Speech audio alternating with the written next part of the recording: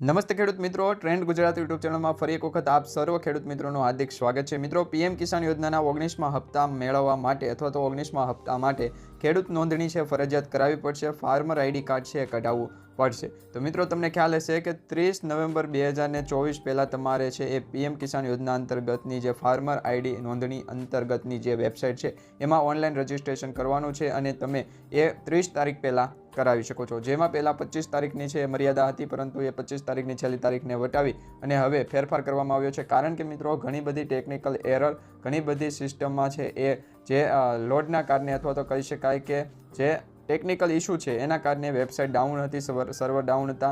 એ તમામ પરિબળોના કારણે જે પીએમ કિસાન યોજના અંતર્ગત તમારે હવે 19મો હપ્તો મેળવવો હોય તો ખેડૂત નોંધણી છે ફરજિયાત કરાવવી પડશે, એટલે કે ફાર્મર આઈડી કાર્ડ છે કઢાવવું પડશે। તો આ ફાર્મર આઈડી કાર્ડ કઢાવવા માટેની જે વેબસાઇટ એગ્રીસ્ટેક છે એ ડાઉન હતી, એનું સર્વર ડાઉન હતું એમ કહી શકાય। કારણ કે ઘણા બધા ખેડૂત મિત્રોની કમેન્ટ હતી, પ્રશ્નો હતા કે એમને કંઈક ને કંઈક ટેકનિકલ એરરની છે એ પ્રોસેસમાં છે એ ખામી જોવા મળતી હતી અને કંઈક ને કંઈક ટેકનિકલ એરરના કારણે એમનું ફોર્મ છે રિજેક્ટ થતું હતું અથવા તો એમનું જે ફાર્મર આઈડી કાર્ડ અંતર્ગતની જે તમામ પ્રોસેસ છે એ થતી નહોતી। તો આ પ્રશ્નોનો સવાલના જવાબ છે એ આપણે ગઈકાલના વિડીયોમાં જોયો છે। મિત્રો, તમે એ વિડીયો ન જોયો હોય એમાં 23થી પણ વધારે જે ખેડૂત મિત્રોના પ્રશ્નો હતા એ પ્રશ્નોનું સોલ્યુશન આપણે એ વિડીયોની અંદર આપેલું છે। તો એ સોલ્યુશનવાળો વિડીયો છે, તમે ન જોયો તો પહેલાં એ જોઈ લેજો। ત્યાર પછી તમને ખાસ કરીને જણાવીએ કે હવે તમે ઘરે બેઠા ઓનલાઈન મોબાઈલ દ્વારા પણ ફાર્મર આઈડી કાર્ડ છે કઢાવી શકો છો। માત્ર 5 જ મિનિટની અંદર તમે છે એ મોબાઈલમાંથી ઘરે બેઠા ઓનલાઈન જે અરજી છે એ કરાવી અને તમારું એપ્રુવમેન્ટ કઢાવી શકો છો અને એપ્રુવમેન્ટ નંબર આવી જાય એટલે તમારું ફાર્મર આઈડી કાર્ડ છે બની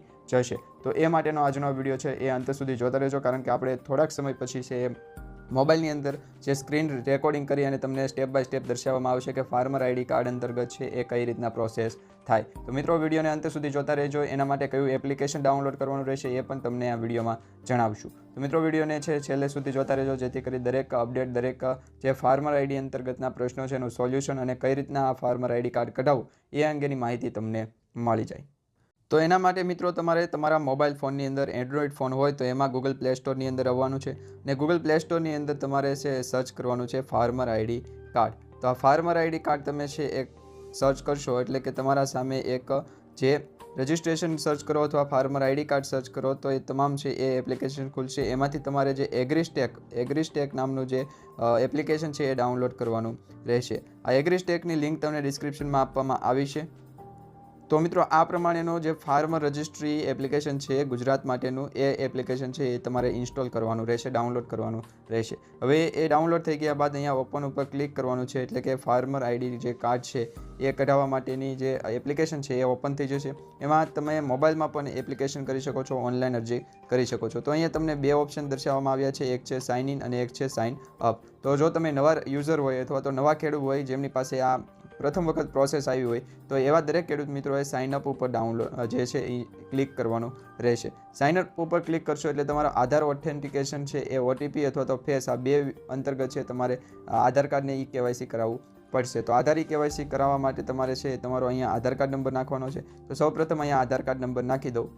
મિત્રો, આધાર કાર્ડ નંબર નાખ્યા બાદ અહીંયા સબમિટનું બટન આવશે, એ સબમિટના બટન ઉપર તમારે ક્લિક કરવાનું રહેશે। જેવું તમે સબમિટ ઉપર ક્લિક કરશો એટલે કે તમારા જે આધાર કાર્ડમાં જે મોબાઈલ નંબર રજિસ્ટર છે એ મોબાઈલ નંબર ઉપર એક ઓટીપી આવ્યો હશે। એ ઓટીપી અહીંયા તમારે છે એન્ટર કરવાનો છે અને એ ઓટીપી એન્ટર કરી અને તમે છે તમારા જે રજિસ્ટ્રેશન અંતર્ગત છે વધારે અપડેટ માહિતી છે જોઈ શકશો। તો અહીંયા ઓટીપી નાખ્યો એટલે ત્યારબાદ એગ્રીસ્ટેકમાં નવું સ્ટેપ ખુલશે। એમાં તમારી આખી ડિટેલ છે દર્શાવશે, જેમાં તમારું નામ આધાર કાર્ડમાં હોય એ પ્રમાણે બતાવશે, તમારું જે નામ ગુજરાતી અને અંગ્રેજી બંને ભાષામાં દર્શાવશે, તમારો ફાર્મર એટલે કે તમારો આધાર કાર્ડમાં જે ફોટો છે એ ફોટો બતાવશે, તમારો જન્મ તારીખ બતાવશે, તમારી ઉંમર કેટલી છે એ બતાવશે, આઈડેન્ટિફાયર ટાઈપ છે એમાં CO લખેલું હશે, પછી જે અહીંયા આઈડેન્ટિફાઈ નેમ છે એમાં પોસ્ટ લખેલું છે। આ તમામ ડિટેલ છે એમને રહેવા દેવાની રહેશે। એ ડિટેલ બાદ અહીંયા નીચે તમે જોઈ શકશો નેક્સ્ટ ઉપર ક્લિક કરવાનું છે અને તમારે એક લિંક મોબાઈલ નંબર છે એ નાખવાનો, એટલે કે નવો મોબાઈલ નંબર છે એ નાખવાનો રહેશે। તો અહીંયા હું અત્યારે મોબાઈલ નંબર છે એ નવો એડ કરી દઉં।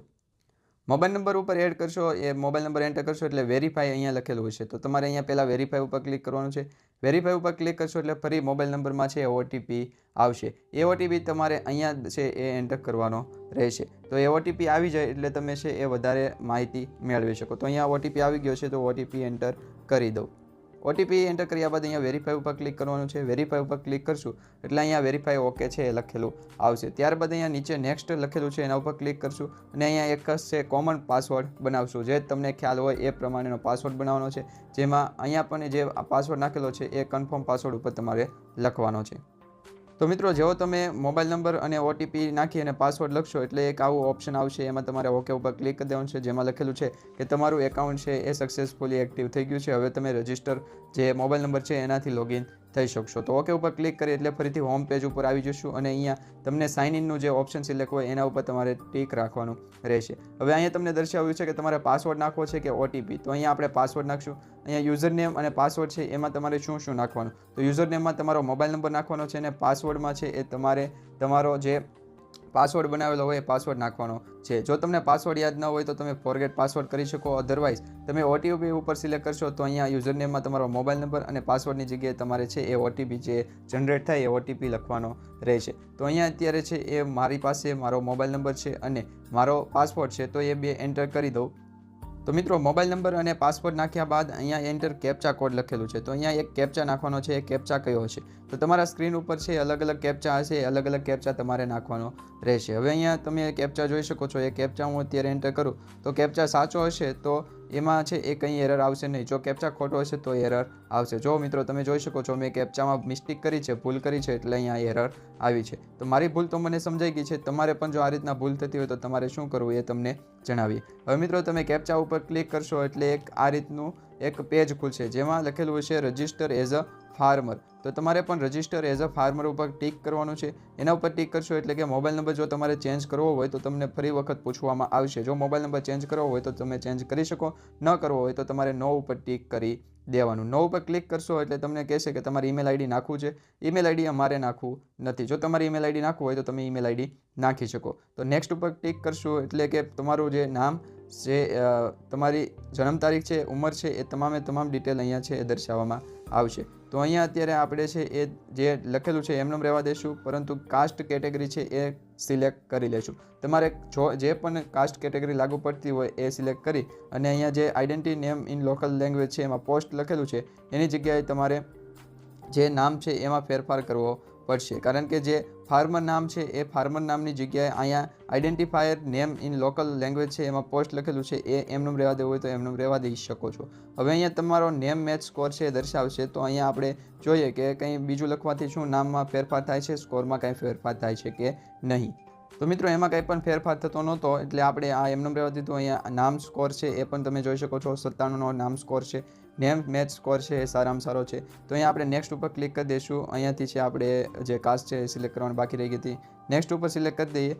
તો નેક્સ્ટ ઉપર જેવા સિલેક્ટ કરશો એટલે તમારી સામે એરર આવશે, તમારું નેક્સ્ટ પેજ થશે નહીં. તો શું કરવું? તો મિત્રો આવી એરર આવે તો તમારે શું કરવું? તો અહીંયા તમારે છે એ સેવ એઝ અ ડ્રાફ્ટ તરીકે સિલેક્ટ કરી દેવાનું છે. ત્યાર પછી તમને આગળ જણાવે તો રજિસ્ટર એઝ ફાર્મર ઉપર ફરીથી ટિક કરી અહીંયા નો સિલેક્ટ કરવાનું, અહીંયા નેક્સ્ટ સિલેક્ટ કરવાનું. ફરીથી આવું આવે એટલે તમારું નામ છે એન્ટર થઈ ગયેલું આવી જશે. જો એન્ટર થઈ ગયેલું ન આવે તો પણ તમે છે એ અહીંયા નેક્સ્ટ કરી શકશો નહીં.